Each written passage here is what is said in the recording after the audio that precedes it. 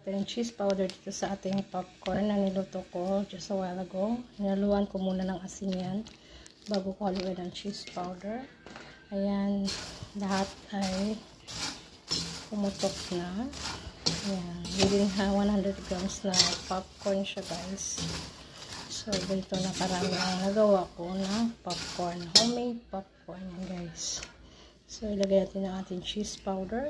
Ayan, para mag-blend well lahat. Para maging cheesed popcorn siya. So, mix natin lahat.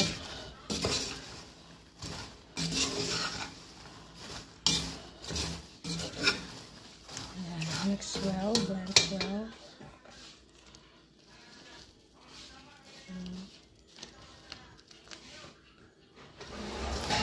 Cheesy popcorn. Ayan ang ating cheesy popcorn.